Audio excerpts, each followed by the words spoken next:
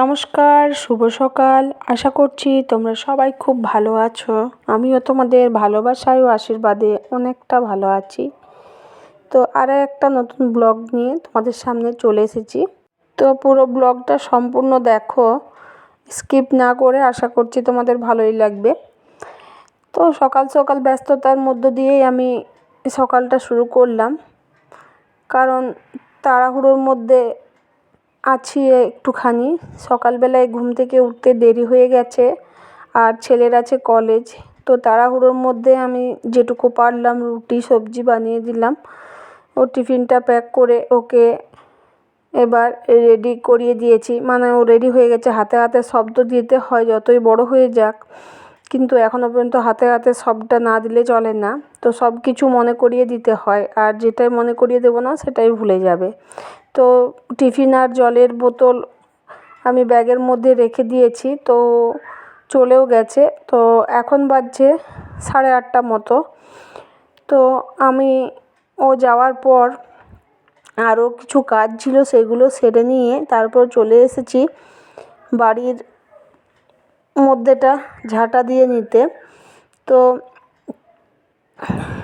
এখন আমার তেমন কিছু কাজ বলতে থাকে না, যেহেতু কাকিমা কাজগুলো করে, তো সেই জন্য আর তেমন কিছু কাজ থাকে না। তো যেটুকু কাজ থাকে সেটুকু সামলে নিয়ে রান্নাঘরে ঢুকে পড়েছি। আর রান্নাঘরে ঢুকে প্রথমে দেখো ভাতটা বসিয়ে দিয়েছি। তো এখন কি করব এখনও ঠিক করিনি রান্নার ব্যাপারে। তো আগে বললাম ভাতটা বসিয়ে দিই, আর ডালও বসিয়ে দিয়েছি। তারপরে তোমাদের দাদাভাই কিছুক্ষণ পর ডাকলো যে সবজি এসেছে। তো সবজি, টাটকা সবজি আমাদের এখানে পাওয়া যায়, মানে এখানে আমাদের গ্রামের বাড়ি থেকে সব সবজি নিয়ে এসে বাজারে বিক্রি করে। তো তারই মধ্যে থেকে একজনের কাছে সবজিটা নিয়ে নিলাম। আর আজকে সবজি নিয়েছি দেখো পালং শাক। অনেক দিন পর পালং শাক খাবো, খেতেও ভালো লাগবে।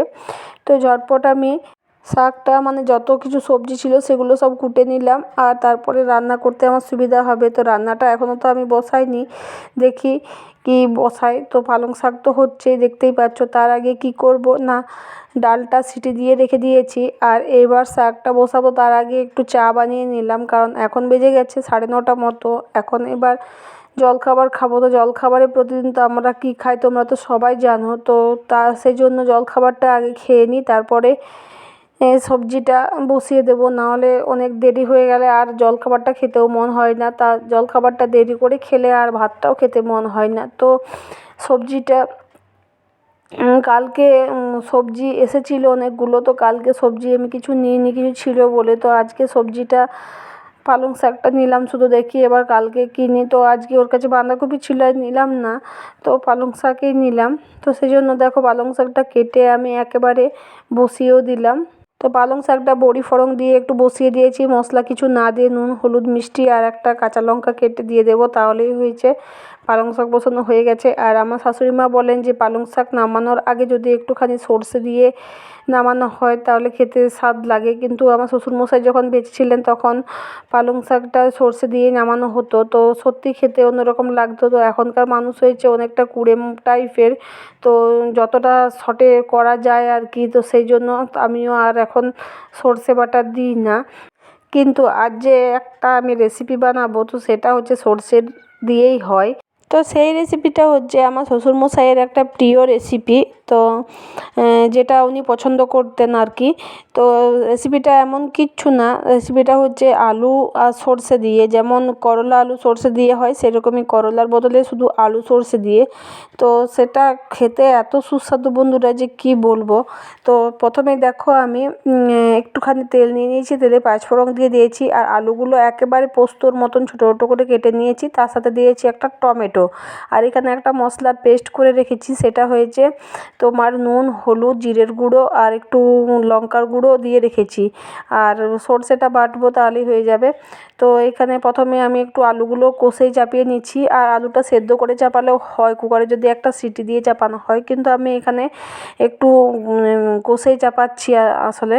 তো একটু ভাজা ভাজা হয়ে গেলে দেখো যখন আলুটা ভেঙে যাচ্ছে খুন্তিতে করে, তখন আমি দিয়ে দেবো যে মশলার গুলে রেখেছিলাম, সেই মশলাটা দিয়ে দেবো, টমেটোটাও দিয়ে দেবো। তো একটুখানি কষে, মানে মশলাটার মধ্যে আমার সব কিছু দেওয়া আছে। তো যখন একটু তেল ছেড়ে দেবে তখন আমি জল দিয়ে দেব আর ঢাকা দিয়ে দেব। মশলাটার মধ্যে একটুখানি চিনিও দেওয়া ছিল আমার, তো জল দিয়ে ঢাকা দিয়ে দেব।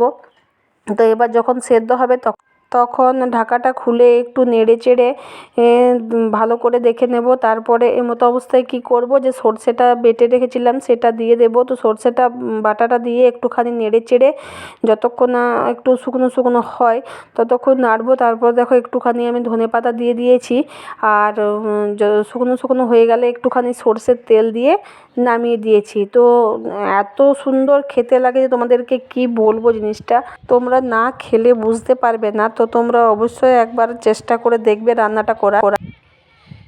তো ছাদে আসার কারণটা হচ্ছে এই যে, তো আমাদের যে নিম গাছটা আছে সেটাতে মই দিয়ে কেউ নিম গাছে চাপছে, কিন্তু সামনাসামনি যে কতগুলো নিম পাতা হয়েছিল সব তুলে নিয়ে চলে গেল, দেখতে পেলাম না কে। তো অনেকবার বন্ধ করা সত্ত্বেও, যেহেতু এখনও হয়নি ভালো করে, গাছের জিনিস খেলে কোনো ক্ষতি নেই, কিন্তু এখনও পর্যন্ত হয়নি।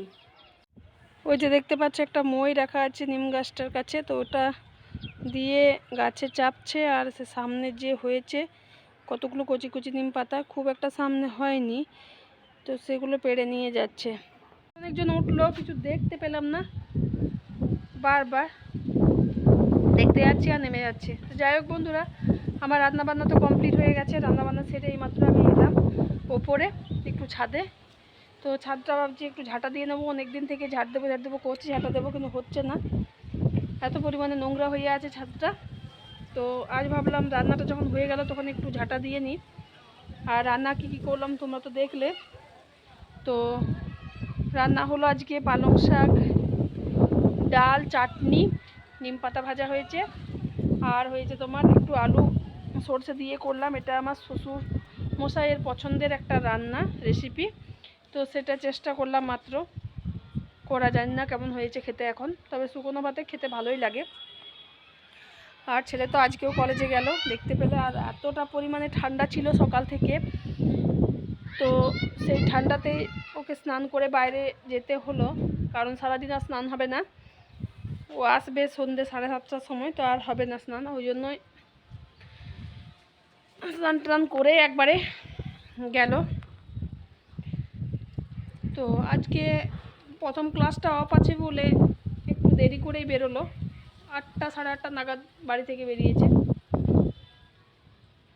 তো ওকে আজকে জলখাবারে দিয়েছি, টিফিনে রুটি করেছি আর টমেটো আলু দিয়ে একটু সবজি করে দিয়েছি। আর তোমরা তো দেখলে, তোমাদেরকে টিফিন যেটা দিলাম সেটা তোমাদের সাথে শেয়ার করলাম, তো সেটা তো তোমরা দেখলে।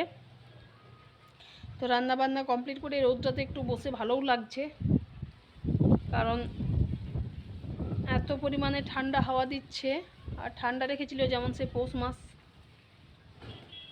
তো যাই হোক, চলো এখন একটু কাজ আছে, এই যে ছাদটা ঝাঁটা নিয়ে নেব, তারপরে কাজগুলো সেরে নিয়ে আসছি আমি।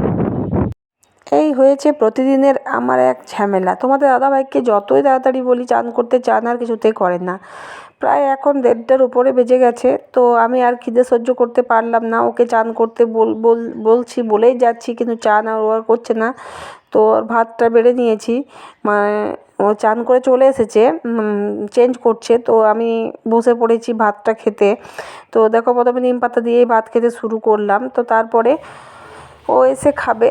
তো ও খেয়ে দিয়ে এবার কী করব, গ্যাসটা আজকে মুছিনি রান্নার পরে। তো অন্যদিন কী করি, রান্নার পরেই গ্যাসটা মুছে নিই, আজকে আর মনে হলো না যে গ্যাসটা মুছে নিই, তো সেই জন্য খাওয়া দাওয়ার পরেই গ্যাসটা মোছা হলো আজকে। আর আজকে একটুখানি বাসন আছে, ভাবছি ধুয়ে নেব। তো কারণ সকালে প্রতিদিন বেশি বাসন হয়ে যাচ্ছে, তো সেই জন্য বাসনগুলো আজকে আর জড়ো করে রাখবো না। আর হাঁড়িটা তো প্রতিদিন থাকে, ভাতের হাঁড়িটা, যেহেতু ভাত থাকে ছেলে এসে খায়।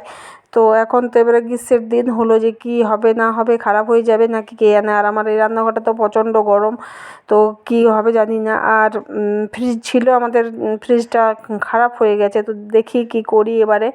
আর এই যে মেনিকে দেখাচ্ছি, তো ও প্রতিদিন এই সময় এসে একবার করে কান্না করে খাবার জন্য। তো আমি ওকে ভাত দিলাম, ভাত সবজি যা হয়েছে বাড়িতে আসলে, তো ওকে থালাতে দিলেও খাই না, আর যদি নিচেও দিয়ে দিই তাও খাই না। তো যাই হোক, বিকেলবেলায় এবার চা খেয়ে যে বাইরে বেরিয়েছি, দেখছি 1 মাস পর ইনি আমার কাছে আবার আজ পড়তে এসেছে। তো ওকে পড়িয়ে তারপরে বাড়ির দিকে একবার এলাম, তো দেখলাম যে বেড়ালটাকে খেতে দেওয়া হয়েছিল মিনিকে, তো কিচ্ছু খায়নি, যেমনকার খাবার সেরকমই আছে। টিউশনি পড়িয়ে এইমাত্র উঠলাম, আর এখন অনেকখানি সন্ধে হয়ে গেছে। ছেলেও ফোন করেছিল যে ফিরছে, এবার সামনাসামনি আছে। তো ভাবলাম আমার খাবারটা তো রেডি করে নিই, তারপর রাতের রান্না আছে, সন্ধে দেবো তার আগে, তো সব কিছু কাজ আছে। তো এখন অনেকখানি সন্ধে হয়ে গেছে। তো আজকের ব্লগটা বন্ধুরা আমি এখানেই শেষ করছি। আমার ব্লগ ভিডিওগুলো যদি ভালো লেগে থাকে লাইক শেয়ার কমেন্ট করবে। আর তো দেখা হচ্ছে নেক্সট ব্লগে। তো ততক্ষণ তোমরা ভালো থেকো এবং সুস্থ থেকো।